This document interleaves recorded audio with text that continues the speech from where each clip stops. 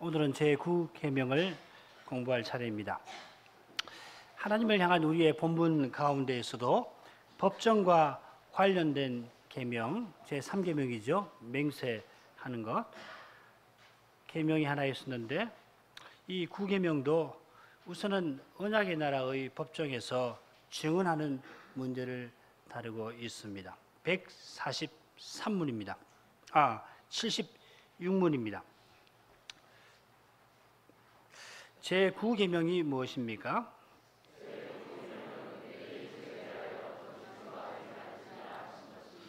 우리가 이 76문에서는 하나님께서 이 계명을 반포하시던 시대로 가서 이 계명을 받았던 백성들이 어떤 교훈과 명령으로 생각했을까, 이것을 먼저 살펴야 할 것입니다.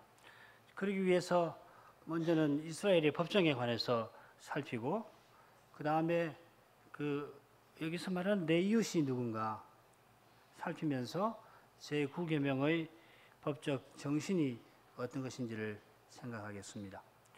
제9계명이 무엇보다 이스라엘의 법정과 관련된 계명이라고 하는 것은 이 증거라고 하는 표현이 재판관 앞에서 재판 중에 있는 문제에 관하여 공적으로 진술하는 행위를 가리킨다 하는 사실에서 잘 드러납니다. 물론 제9계명이 이 법정에서 행하는 증거와 관련되어 있습니다만은 이 계명이 법적 행위만을 규율한다는 것은 아닙니다. 이 9계명을 통해서 하나님께서는 언약의 나라의 법정에서 진실을 말하는 그런 태도로 늘 살도록 명령하고 계시는 것입니다. 언약의 나라의 법정은 인간 재판관만 거기 있는 것이 아니고 하나님이 함께 하셔서 친히 세우신 재판관, 자기 종들을 통해서 옳고 그름을 가려주시는 곳입니다. 이 수상 법정은 유전, 무죄가 통하고 심지어는 무전, 유죄도 사용되곤 하여서 특별히 도덕과 인륜을 강조하는 우리 이 극동 문화에서는 법이란 도덕보다 열등한 것일 뿐만 아니라 법으로 무엇을 해결하는 그것을 무시하는 경향이 대대로 있어 왔습니다마는, 그러나 하나님은 친히 계명과 율법을 선포하시고 반포하시고 그 계명과 율법을 통하여 하나님의 나라, 언약의 나라를 통치하셨습니다.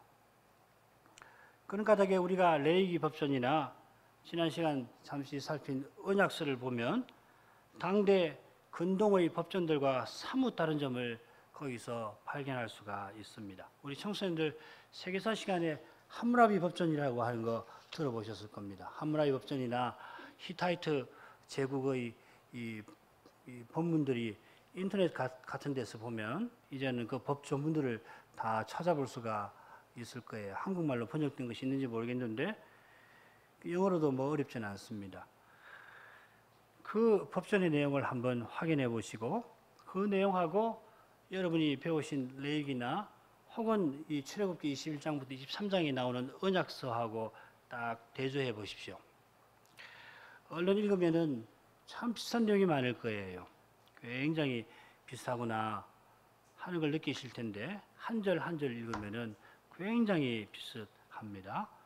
그런데 조금 자세히 비교해서 읽으면은 전혀 다른 모습을 발견하실 수가 있을 것입니다. 가령 레위기 법전들은 함무라비 법전처럼 그저 여러 시행 이 규칙들을 어떤 순서로, 예를 들면 도덕질에 관한 법률, 또 오늘날 같은 이 무슨 폭력, 상해에 관한 법률, 또 살인에 관한 법률, 함무라비 법전을 보면 그렇게 되어 있는데 이런 그 큰 내용을 중심으로 해서 각각의 시행 규칙이 나열되어 있는 그런 것이 아니라 이 레위기를 보면 거룩한 사회의 아름답고 질서정연한 그 청사진이 거기 그려져 있다는 것을 알 수가 있습니다. 법률인데 법률로 읽히는 것이 아니라 말하자면은 마치 명화를 보는 것 같고 또 하나님께서 역사대대로 행하시는 구속 역사의 이야기를 읽는 것 같고 그렇습니다. 참 놀라운 법전이에요. 세상에 이런 법전이 있을까? 게다가 그 청사진은 하나님이 친히 이루어 가시는 거룩한 역사 안으로 우리를 인도하기도 합니다. 그게 우리 레위기 공부에서 살핀 내용입니다. 구약 율법의 이런 특징은 율법이 하나님의 거룩하신 성품과 그 뜻을 구현한 것임을 잘 보여줍니다. 그리고 여호와 하나님이 그 법으로 통치하신다는 것을 잘 보여줍니다. 인간이 만든 법은 어쩔 수 없이 도덕의 최소한이 될 수밖에 없어서 국가법을 잘 지킨다고 해서 도덕적인 사람이 꼭 아닐 수도 있고 심지어는 법을 교묘하게 악용한 비도덕적인 사람도 나올 수가 있습니다. 그러나 하나님의 법은 인간 사이의 윤리만 아니라 심지어 하나님을 모시는 경건과 믿음을 포함합니다. 예컨대 율법의 정신은 하나님을 사랑하고 이웃을 사랑하는 것입니다. 율법은 거룩한 사랑을 우리에게 요구합니다. 그저 도덕적으로 살라는 거 아닙니다. 사랑할 수 없는 사람을 사랑하라고 요구하고 성신을 의지해서 율법을 깨달을 때는 그 능력을 우리가 받는 것입니다. 이런 근본적인 교훈 위에서 우리가 이스라엘의 사법 제도를 바로 이해할 수가 있을 겁니다. 신명기서를 보면 고대 이스라엘의 사법 제도가 어땠을까 짐작할 수 있는 말씀이 나옵니다. 꽤 긴 본문인데 군데군데 읽겠습니다. 신명기 16장 18절부터 읽겠습니다. 내 하나님 여호와께서 내게 주시는 각 성에서 내 지파를 따라 재판장과 유사를 둘 것이요 그들은 공의로 백성을 재판할 것이니라. 하나님이 주시는 기업의 땅에 들어가면 지파대로 이 땅을 얻는데 그러면은 재판장과 유사 관원을 세워서 그들이 백성을 재판하라 했습니다. 지파라고 했으니까 같은 직계조상에게 태어난 가까운 형제들일 겁니다.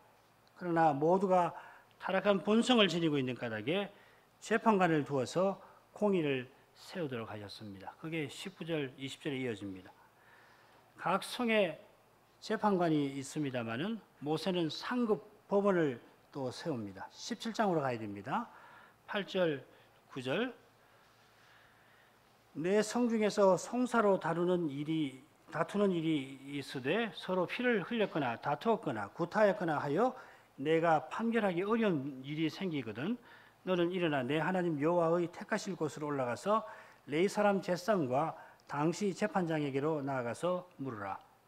하급 법원에서 해결하기 어려운 문제들이 발생하면 성전 있는 곳으로 가서 제사장과 재판장에게 그 문제를 상소하게 하였습니다. 제사장들과 재판장이라고 했으니까 한 사람이 재판하는 것이 아니라 여러 사람이 함께 상소한 사건을 다루었을 것입니다. 이건 지방 법원의 경우에도 마찬가지입니다. 오늘날도 그렇습니다만은 그때도 중요한 사건은 여러 재판관이 함께 다루었을 겁니다. 그렇게 하지 않을 수가 없을 거예요. 이런 상소 제도는 백성 가운데 아무도 억울한 사람이 없게 하려는 것입니다. 가령 재판관이 자기 아는 사람이라고 재판을 굽게 하든지 하면은 다른 편의 사람은 억울할 것입니다. 이런 경우에 억울한 사람은 상급 재판소로 가서 자기의 사정을 호소하라 하였습니다. 모세는 상급 재판소에 관하여 언급하면서 특별히 재판관의 권위를 주의합니다. 17장 12절 13절 사람이 만일 천자해하고 내 하나님 여호와 앞에 서서 섬기는 제사장이나 재판장을 듣지 아니하거든 그 사람을 죽여 이스라엘 중에서 악을 제하여 버리라. 그리하면 온 백성이 듣고 두려워하여 다시는 천자의 행치 아니하리라. 상소를 했는데 천자의 주제넘는 태도를 취하면서 최고 법원인 이 법원의 재판장인 제사장이나 재판장이 하나님의 율법대로 판결한 그것을 거부하면은 그 천자에 행한 그 사람을 죽이라 하였습니다. 이건 물론 고대 이스라엘의 경우입니다. 이 법은 재판관 자체를 높이는 것이 아니라 하나님의 법을 높이는 것입니다.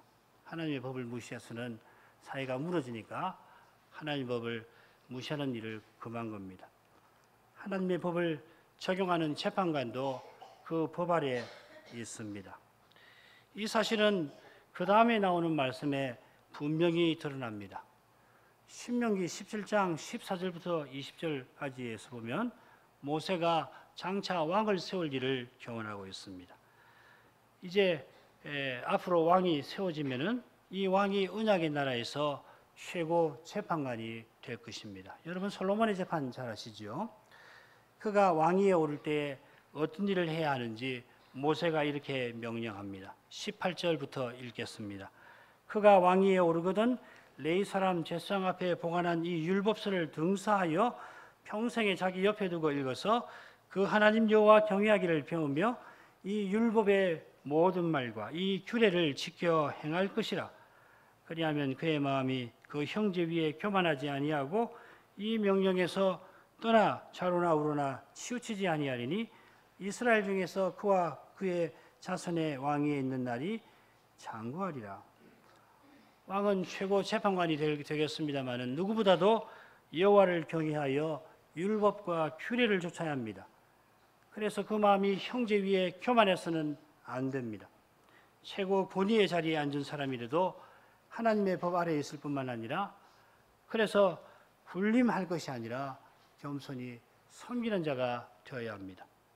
그러면은 언약의 나라는 세상 나라와 달리 거룩하고 아름다운 사회가 될 것입니다.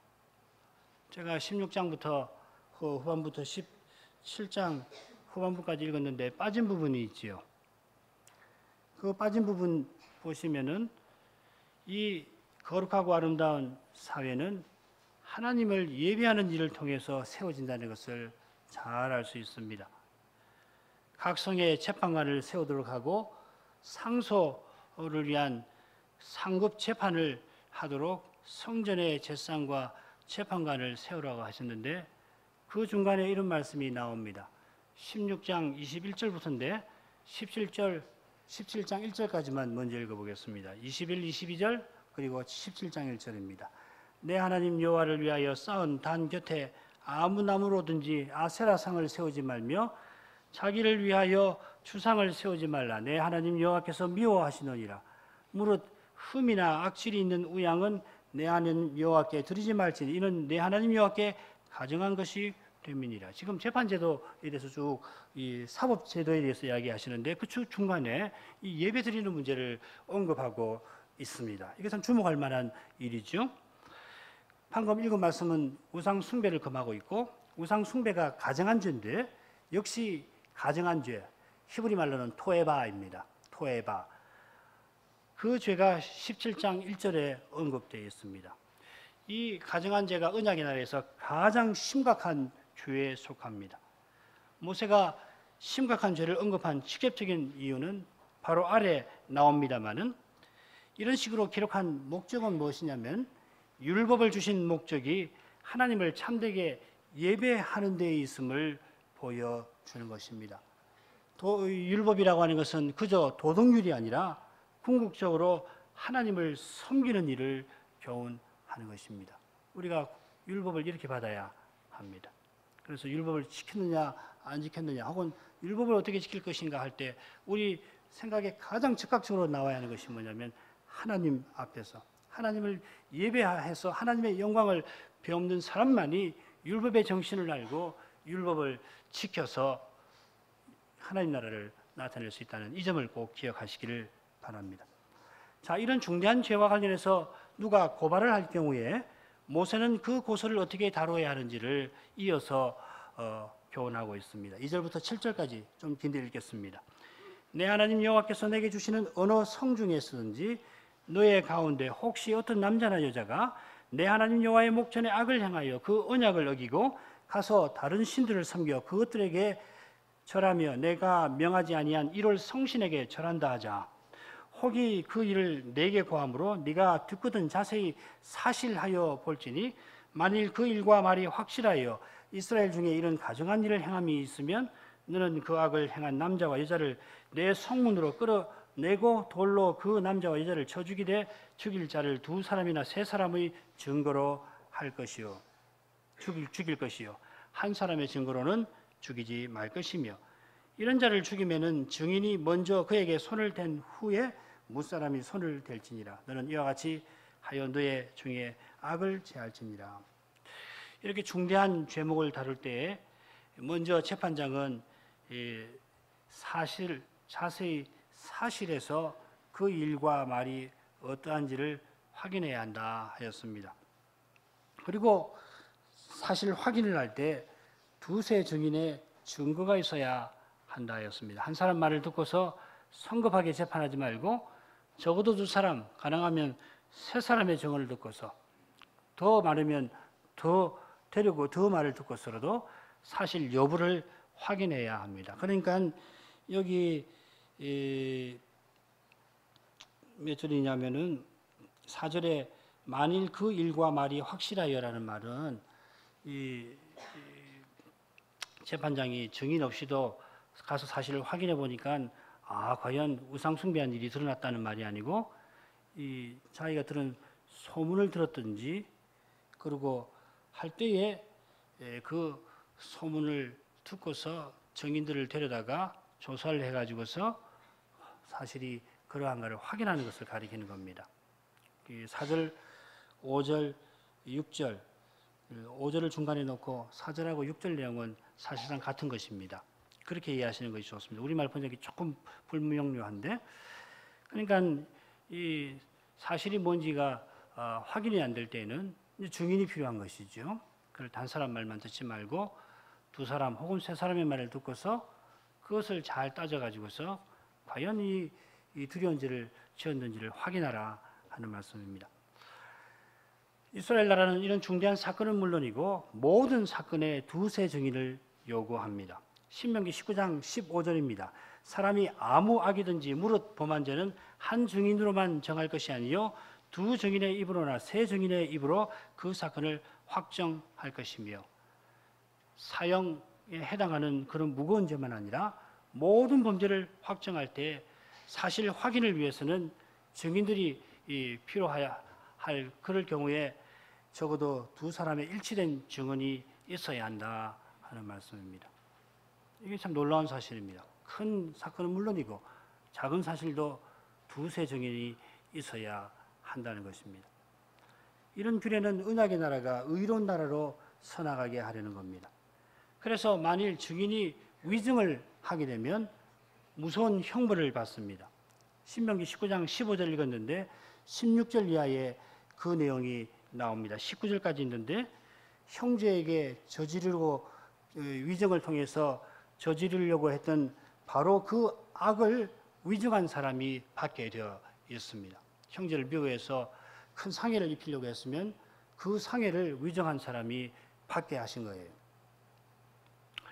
이 계명은 이스라엘이 하나님 말씀을 조차 서로 진실을 말해서 거룩한 사이로 서나가게 명하는 것입니다. 이 점은 내 이웃에 대하여 하는 표현에서도 잘 드러날 겁니다. 제5계명부터 제8계명에도까지도 모두 1차적으로 내 이웃에 관한 계명일 겁니다. 제5계명부터 10계명까지가 이웃에 대한 우리의 본분입니다. 그런데 흥미로운 점은 10계명이 내 이웃이라는 표현을 제9계명에서 처음으로 쓰고 그 표현을 10계명, 제10계명에 또 한 번 쓴다는 사실입니다. 고대 이스라엘에서 내 이웃은 물론 언약 안에 함께 참여한 동족들을 가리킵니다마는 그러나 모세 시대부터 이웃의 법위는 벌써 확대되어 있습니다. 레위기 19장 33절 34절 타국인이 너의 땅에 우거하여 함께 있거든 너희는 그를 학대하지 말고 너희와 함께 있는 타국인을 너희 중에서 나은 자같이 여기며 자기같이 사랑하라.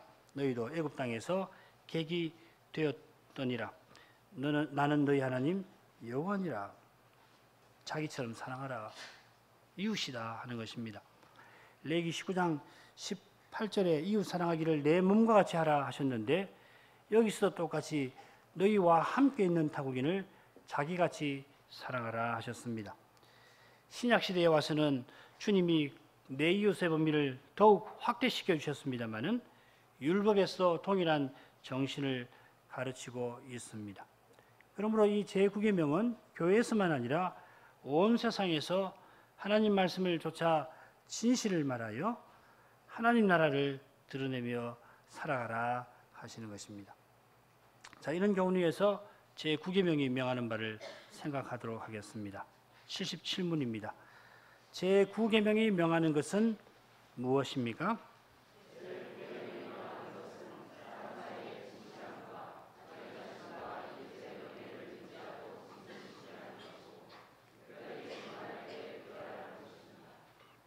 이 계명이 명하는 것은 사람 사이의 진실함과 또 자신이나 다른 사람의 명예와 관련되어 있습니다.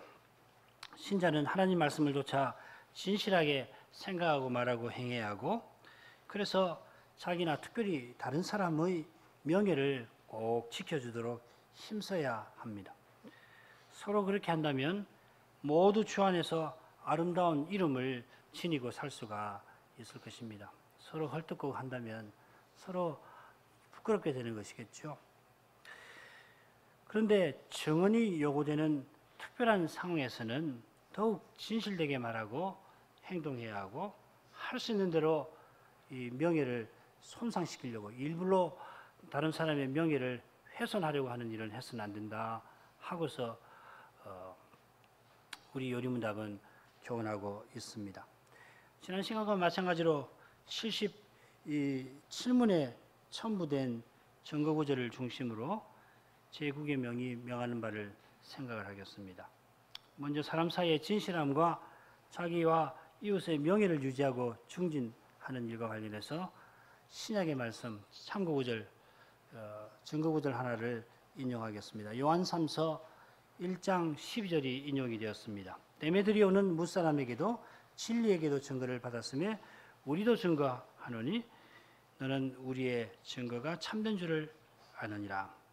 이 요한 3서는 장로, 이 사도 요한일 텐데, 사도 요한이 가이오라고 하는 사람에게 보내는 서신입니다.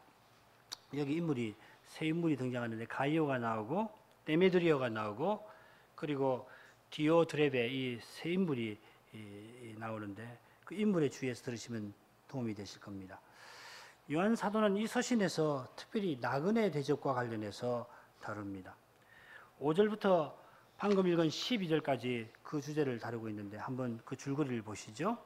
5절부터 7절까지에서는 이 서신을 받은 가이오가 사랑으로 나그네 대접을 잘하고 있음을 장로가 칭찬하고 있습니다. 그 다음 8절에는 나그네 대접을 해야 하는 신자의 의무에 대해서 언급하고 있고, 그 다음에 9절부터 10절까지에서는 이 디오드레베라고 하는 목회자 같은데, 어떤 교회의 목회, 요즘 말하면 담임 목사 같은데, 이 사람이 나그네 대접에 관해서 그릇되게 행한 것을 사도가 책망을 합니다. 그런 다음 다시 11절 가서는 이 나그네 대접과 관련돼서 요한 사도의 권면의 말씀이 나오는데 다소 일반적인 원칙으로 설명이 되었습니다. 그리고 12절에 자기가 이 편지를 쓴 직접적인 목적인데, 편지를 받은 가이오들어 자신이 이제 보낼 데메드리오를 영접하십시오 권하는 겁니다.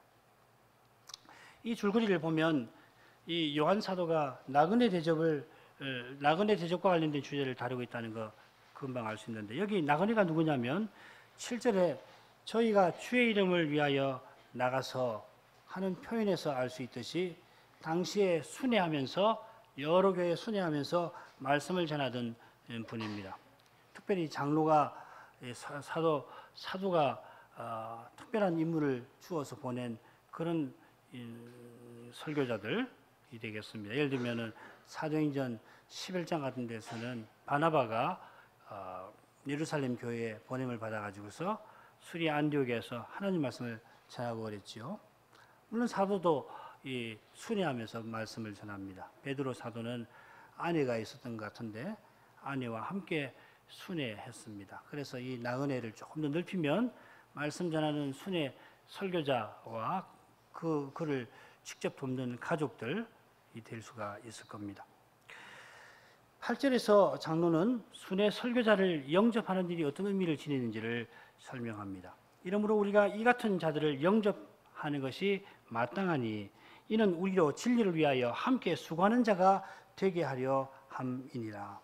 교회가 순회 설교자를 영접해서 그가 말씀을 전할 때 도우면은 교회가 혹은 그 일을 돕는 일을 맡은 분이 진리를 위하여 함께 수고하는 자가 된다 하였습니다. 주님께서도 선지자에게 냉수 한 그릇을 건네는 사람은 선지자의 상을 받는다 하셨는데 결국은 같은 교훈일 겁니다. 목사가 말씀 전하는 일을 맡습니다마는 혼자서 그 직무를 수행하는 것이 아니라 목사를 지지하는 교회와 함께 행하는 것입니다. 말씀 전하는 일은 교회의 직분입니다. 이 직분이라는 말은 교회의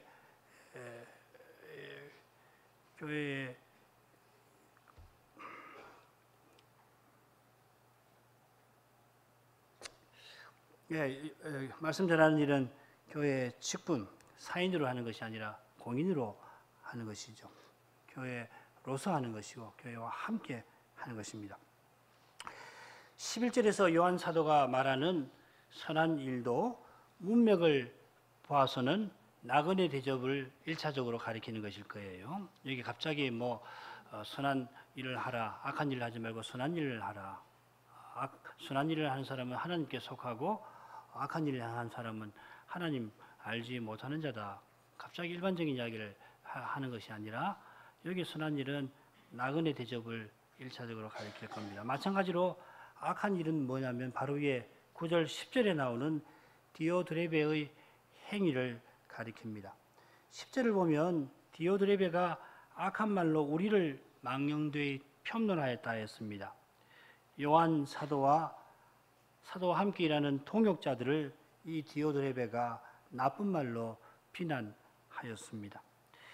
악한 말로 비난할 뿐만 아니라 형제들을 접대치 아니하였다 했습니다. 사도가 보낸 사역자를 영접하지 아니한 것이죠. 게다가 디오드레베가 담임하는 교회의 교인이 그 순회 설교자를 사도가 보낸 분으로 알고 접대하려고 하는데 그 접대하는 사람을 못하게 막았을 뿐만 아니라 그래도 아이고 나는 접대해야지 그럴 수가 있습니까? 하니까 이 사람을 교회에서 내어 쫓기까지 했다 하였습니다. 그러니까 이 디오드레베가 얼마나 악한 사람인가를 잘 알 수가 있죠.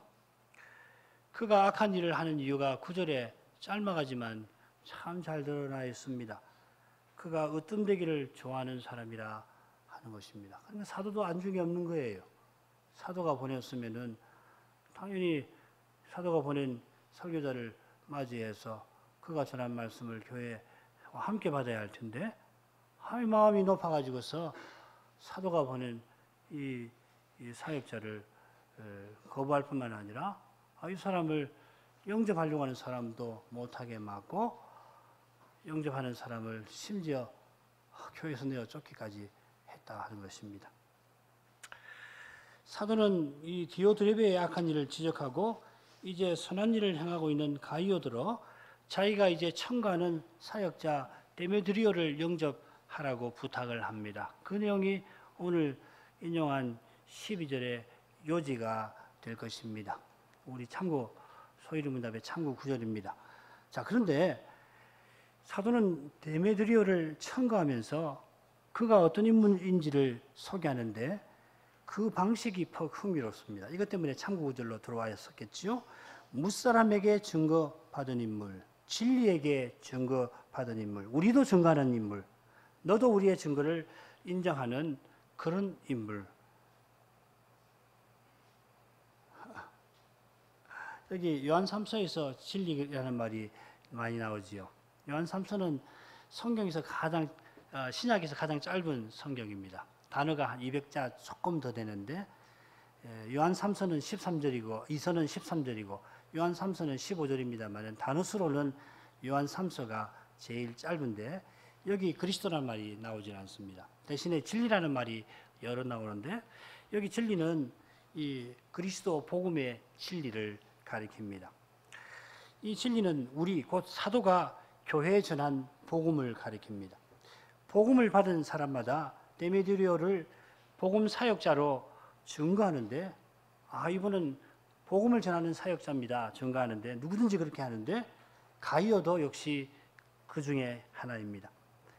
가이오가 데메드리오에 대한 사도의 증거를 참되다고 아는 그 사실은, 그러니까 데메드리오가 참된 말씀의 사역자라 이렇게 사도가 증거하는 것을 가이오도 그거 참됩니다, 이렇게 동의한다는 걸 어디서 아느냐면 서신 처음에 가이오에 관해서 언급하는 대목에서 확인할 수 있습니다. 3절에 보면 형제들 곧 순회 설교자들이 사도에게 와서 가이오에게 대해서 증거하는데, 네가 가이오가 진리 안에서 행한다 하고서 이야기를 하였습니다. 진리 안에서 행하는 가이오니까 진리를 전하는 사도가 첨가하는 데메드리오가 복음 전하는 사람이라는 것을 단박에 알아보았을 것이라 우리는 잘 알 수 있습니다.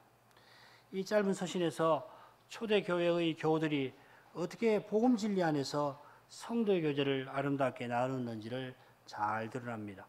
사도는 이 짧은 서신에서 증거한다는 말을 5번 사용하고 있는데, 이 표현을 통해서 서로를 사사롭게 대하지 않고 주님 앞에서 공적으로 대했다는 것을 잘 드러냅니다.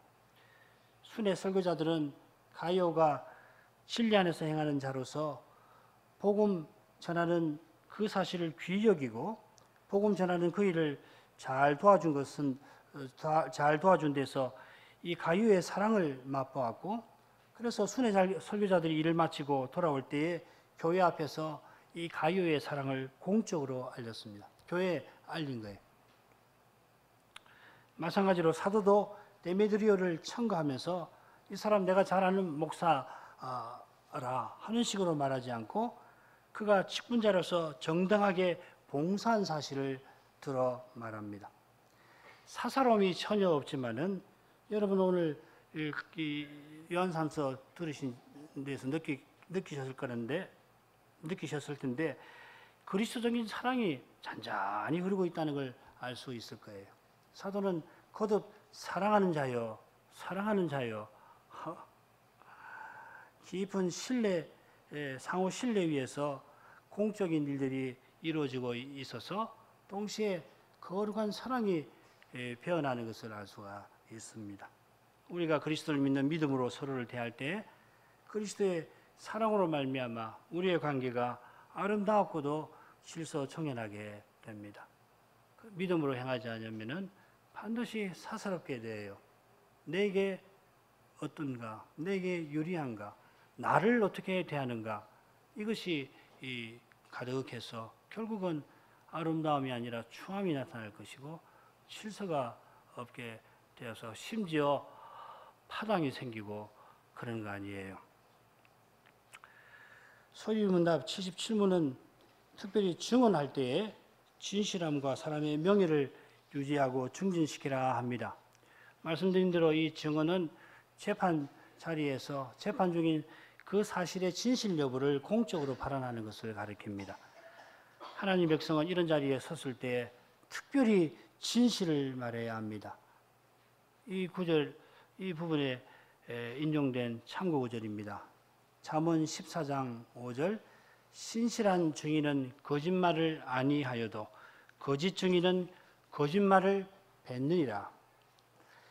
14장 25절에 가면 진실한 증인은 사람의 생명을 구원한다 하였습니다. 증언 하나가 이렇게 중요한 거예요.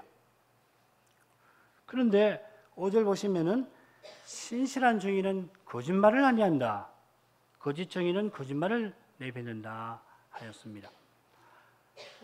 어떻습니까? 신실한 증인은 진실을 말한다, 이렇게 하는 것이 자연스러울 것 같은데 잠언의 지혜자는 거짓말을 아니한다 표현하였습니다. 이건 그만큼 사람은 거짓말하기 쉽다는 것을 보여줄 것입니다. 사람은 누구든지 거짓말쟁이로 태어납니다. 이 사실을 잊어버리면 그만큼 거짓말하지 않을 수 없게 될 것입니다. 이 사실을 명심하고 성신을 의지하는 사람은 비로소 진실을 말할 수가 있게 될 것입니다. 사사로움을 벗지 않으면 자기가 진실을 말한다고 하고서 거짓말을 하게도 되는 것입니다. 우리가 성신을 의지할 때 다른 사람의 명예도 지켜줄 수가 있습니다. 나를 아무리 반대하는 사람이라도 그 사람의 명예를 끝까지 지켜줄 수가 있는데 성신을 의지해야 됩니다.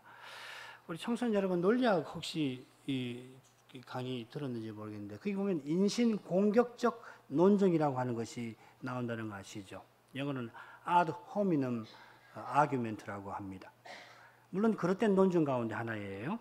주제를 놓고 서로 토론할 때에 상대가 주장하는 것이 무엇인가를 정확히 이해하고 그런 다음에 객관적인 근거와 추론을 따라서 상대의 주장의 허점이나 모순을 지적해야 하죠. 이게 우리가 논리학을 배우는 이유입니다. 추론을 배우는 이유입니다. 그런데 상대의 인격이나 동기 같은 걸 들어서 공격하는 것입니다. 저 사람 나쁜 사람이니까 저 사람 주장은 틀렸어 하는 겁니다. 저 사람이 나를 골탕 먹이려고 지금 토론에 임하니까 저 사람 주장은 다 틀린 겁니다. 이렇게 주장하는 것이 인신공격적 논쟁이라고 하는 겁니다. 학술 토론에서도 이런 일들이 종종 일어나니까 이런 그릇된 추론 가운데, 논쟁 가운데 하나로 들어와 있겠죠. 그러니 선거 같은 데는 비일비재합니다. 심지어 법정에서도 그런 것이 나올 수가 있을 겁니다. 그 이유가 무엇이겠습니까? 진리와 진실을 추구하지 아니하고 내가 이겨야 하겠다는 생각이 자기 마음을 사로잡기에 그렇게 하는 겁니다. 참으로 진리를 붙잡고 진실을 추구하는 사람은 틀림없이 다른 사람의 명예도 존중합니다. 마찬가지로 진리를 좇는 사람은 참으로 상대를 사랑하려고 하는 까닭에 상대의 명예를 끝까지 지켜주는 것입니다. 상대가 잘못해서 어쩔 수 없이 책임을 져야 하는 일이 있더라도 책임을 지더라도 명예롭게 질 수 있도록 도와줘야 그게 옳은 것이에요. 미우니까 아이고 잘됐다. 절대로 그렇게 생각하면 안 됩니다. 오히려 마음에 슬픔이 있어야 하고 어떻게든지 도우려고 힘써야 그게 진짜일 거예요. 그러므로 제9계명은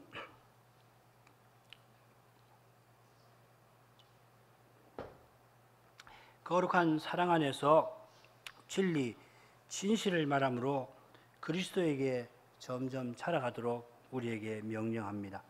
하나님의 계명은 우리 개인이 다른 사람보다 도덕적으로 조금 더 나은 삶을 살라고 명령하는 것이 아니라 우리가 각각 형제들과 더불어 그리스도에게로 자라가는 그런 삶을 살도록 명령하는 것입니다.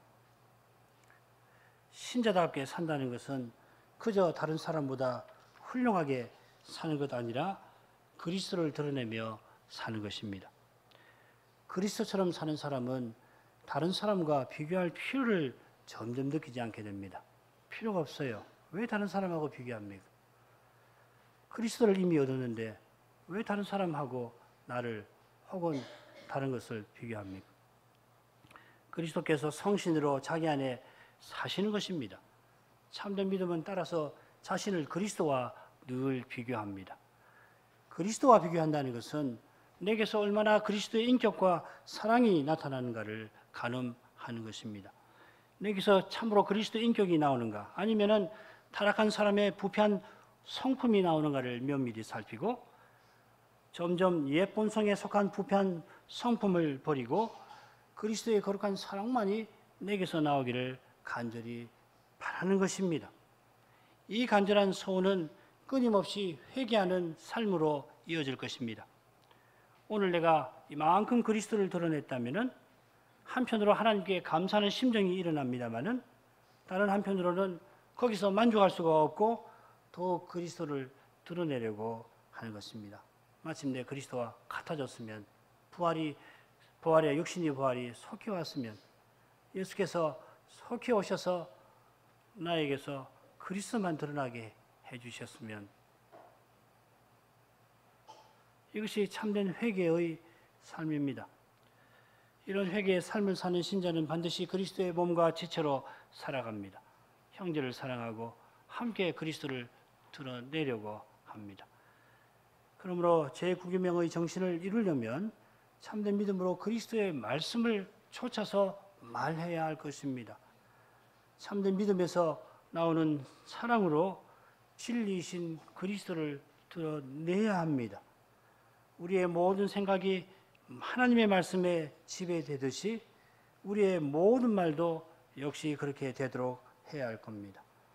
우리 입에서 나오는 말들이 거룩한 사랑의 옷이 되어야 할 것입니다. 우리의 말이 사랑이라는 옷을 입고 우리 입에서 나와야 할 것입니다. 그렇지 않으면 그 말을 겸손히 거두는 것이 잘하는 것입니다. 하나님 말씀을 참으로 말하는 사람은 겸손하지 않을 수가 없습니다. 겸손의 태도가 아니고는 말씀을 우리 마음에 담아둘 수도 없고 우리 입에 올릴 수도 없을 겁니다. 그처럼 겸손한 태도로만 확신 위에서 하나님의 말씀을 타협 없이 지키고 나갈 것입니다. 자기는 사라져버리고 그리스도로 가득한 사람만이 하나님의 말씀을 말할 것입니다. 모든 사사로움을 벗고 그리스도와 교회를 위해서 참된 것을 말할 수가 있습니다. 그런 사람은 나를 원수같이 대하는 사람도 그 명예를 끝까지 지켜주려고 할 겁니다. 9계명이 금하는 죄로 나가보죠. 78문 제9계명이 금하는 것은 무엇입니까?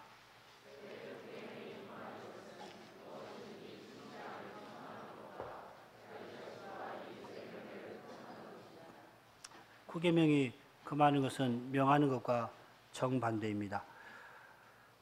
다시 증거구절 한 군데를 읽겠습니다. 시편 15편 3절입니다. 그 혀로 참소치 아니하고 그 보색에 행악지 아니하며 그 이웃을 해방치 아니하며, 이 말씀은 2절과 짝을 이루고 있습니다.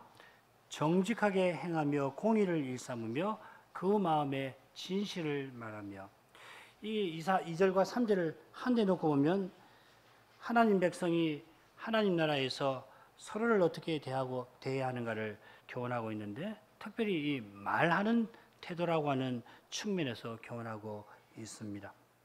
혀로 참소하지 아니하고 비방하는 겁니다. 상대를 비방하는 거. 보색에 악을 행하지 아니하고 이웃을 해방치 아니하려면 정직하게 행하고 공의를 행하고 마음의 진실을 말해야 합니다. 혀로 참소치 않으려면은 비방하거나 그릇된 근거로 골탕을 먹이려고 하지 않으려면은 마음에서 진실을 말해야 합니다. 마음에 자기라고 하는 것이 조금이라도 있으면 사사로움에 휩쓸리지 않을 수가 없고, 그래서 이웃을 비방하는 일도 서슴지 않게 됩니다. 제어가 안 되는 것이에요. 우리 모두가 그런 존재입니다. 그러니까 남의 말하면 시간 가는 줄 모른다는 말이 나오는 것 아니에요. 상대가 자기보다 뛰어나더라도 그의 뛰어남을 인정하고 그의 은사를 존중해야 옳을 겁니다. 그가 형제니까 오히려 기뻐하고 감사하는 마음이라도 품어야 할 것입니다. 나보다 하나님 말씀을 더 잘 전하는 사람이 많을수록 좋은 거 아니에요. 목사라면 그런 마음을 가져야 할 겁니다. 나보다 하나님 말씀을 더 잘 전하는, 뭐 덜하는 거 빼버리십시다. 잘 전하는 사람이 많으면 많을수록 얼마나 주님의 이름이 영광을 거두시고 주님의 교회에 유익이 있습니까? 목사라면은 당연히 그런 마음을 가져야 할 겁니다. 교회 마찬가지로 형제들 가운데 뛰어난 은사를 갖고 있으면 우리에게 주신 선물이거든요. 하나님이 우리에게 이런 선물을 주셨구나, 참 귀하다, 그렇게 마음을 가져야지요. 그런 마음을 품고 사는 사람이라야 무슨 일에 상대가 나와 의견이 다를지라도 기꺼이 대화하고 심지어 그의 견해를 내 의견보다 귀하게 여길 수도 있고, 그래서 처음에 자기가 이렇게 생각했지만은 상대 의견을 따라가는 거예요. 마찬가지로 상대가 혹 거칠게 나오더라도 맞대응해서 혀로 참소하거나 해방치 아니하게 되어야 합니다. 그러려면은 아까 말씀드린 대로 이 남을 나보다 낫게 여기는 마음, 그런 마음이, 겸손한 마음이 있어야 되는 겁니다. 마음의 진실을 말하는 사람은 정직하게 행하는 사람입니다. 여기 정직하게 행한다는 말이 큰 의미가 있는데, 이 정직하게라는 말은 온전한 재물이라 할 때 온전한 하고 똑같은 것입니다. 탐밈이라는 말인데, 시인이 2절 처음에 온전이라고 하는 용어를 쓸 수 있었던 것은 1절과 관련이 될 거예요. 여호와여 주의 장막에 유할 자 누구 오며 주의 성산에 거할 자 누구 오니까. 정직하게 온전하게 행하는 사람은 주의 장막에 유하는 자, 주의 성산에 거할 자입니다. 주의 장막, 성산은 성전을 가리킵니다. 주의 장막에 유하고 주의 성산에 거한다는 것은 온전한 제사를 하나님께 드려 하나님을 가까이 하고 하나님과 사귐을 갖는 사람입니다. 온전한 제사를 드려서 하나님과 교제하는 사람이 온전하게 행하는 것입니다. 하나님이 세우신 중보자를 의지해서, 완전한 중보자를 의지해서 하나님께 나아가 하나님의 영광을 배움는 그 사람이 하나님을 본받아 살 수가 있습니다.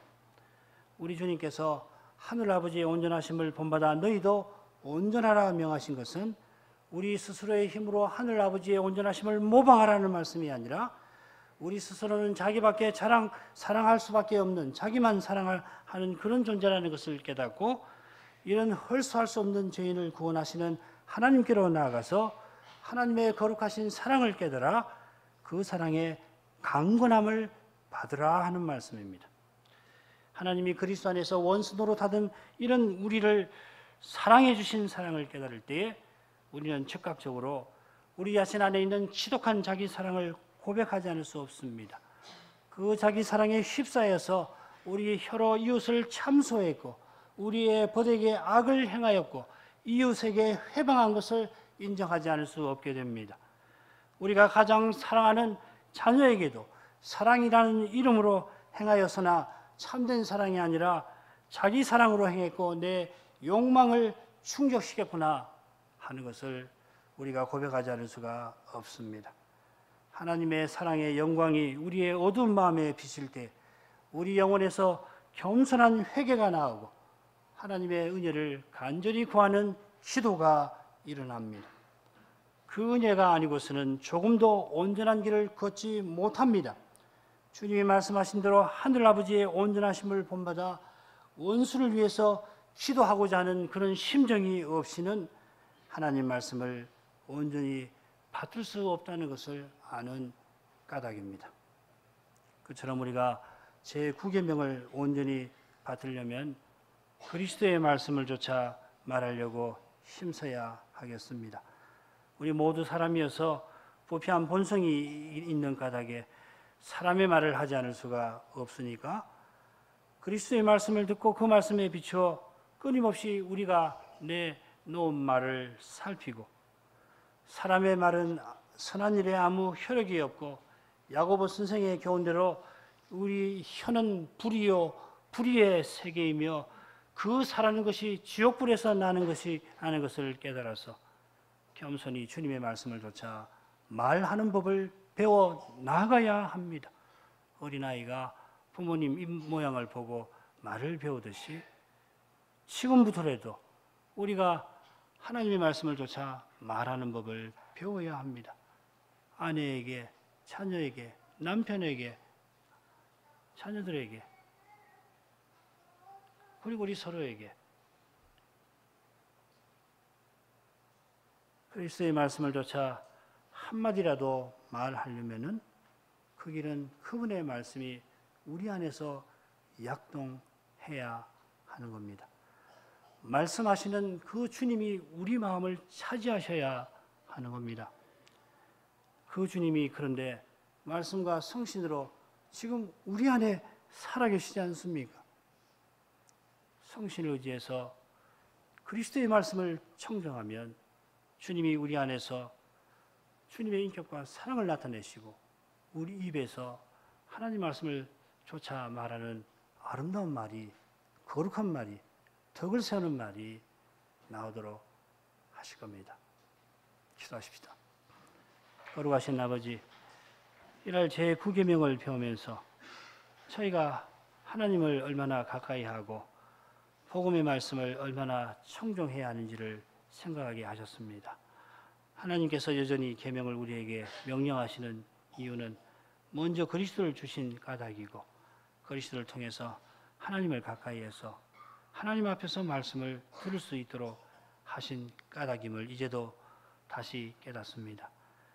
주님이 저희 안에 사시는 실정이 늘 나타나서 저희가 그리스도의 말씀을 조차 진실을 말하고 이웃을 나보다 낫게 여기는 심정으로 할 말을 할 수 있게 하옵소서.